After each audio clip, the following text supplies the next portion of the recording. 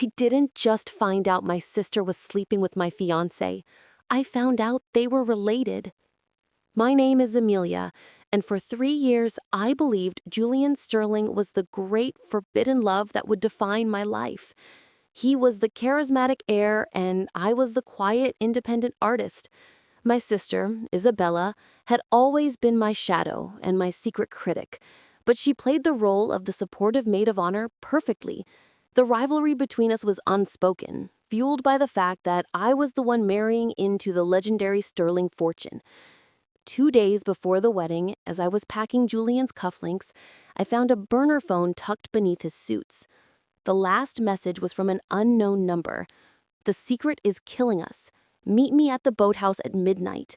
I can't let you marry her." My blood ran cold. I immediately recognized the writing style. It was Isabella. I followed Julian that night to the old, isolated Sterling boathouse. I pressed myself against the peeling wood and listened. I expected hushed romantic promises.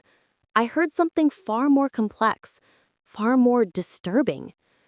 "I can't pretend anymore, Aunt Isabella," Julian whispered, his voice laced with desperation. "Aunt?" I almost gagged. Then Julian explained that he wasn't the Sterling heir, but the illegitimate son of Isabella's estranged maternal aunt, who had married into the family years ago. They had fabricated his identity and their relationship to gain access to the Sterling Trust, which was only unlocked upon marriage to a blood relative, bride, me. Their forbidden love was a charade. Their connection was incestuous and rooted in corporate greed. As I listened, paralyzed, my own phone buzzed. It was an anonymous text with a photo of an old newspaper clipping showing a 1980s corporate scandal. The caption read, "Your father knew the Sterling truth. He set the trap." The next day, I confronted them both at a rehearsal dinner in the grand ballroom. Julian and Isabella stood side by side, their faces tight with nervous anticipation, believing they were minutes away from their victory. "Congratulations," I stated, my voice echoing slightly. "You planned the perfect betrayal. You used the forbidden love of cousins to appear sacrificial, all to gain control of the Sterling Trust." Julian started to panic. "Amelia, I can explain. It was my mother." I cut him off, holding up the old newspaper clipping. "It doesn't matter, Julian, because the true Sterling heir isn't some distant cousin.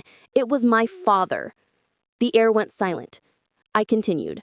"When my father, the actual heir, saw how corrupt the Sterling family was, he didn't want the money. He didn't dissolve the trust, he restructured it. He created a second set of secret bylaws, triggered only if someone tried to access the trust through a fraudulent marriage based on a hidden, forbidden family connection." Isabella started shaking. "What did he do?" The final, devastating money revelation. My father made sure that if the fraud was exposed, the entire $800 million fortune would pass immediately to the city's largest charitable foundation. And Julian, he didn't leave the estate to an impersonal manager. He left it to me. And I never loved you. I smiled, dropping the ultimate truth. "I'm not an artist, Julian. I'm a forensic accountant specializing in corporate fraud, hired by my late father's estate to catch the imposters who came crawling out of the woodwork. I let you think you were close. I helped Isabella plot. I set this whole wedding up as an expensive, elaborate police sting." A dozen officers from the financial crimes unit posing as catering staff moved in. Julian and Isabella were immediately arrested for conspiracy and fraud. Isabella stared at me, her face contorted in a silent scream of shock and defeat. I watched them go.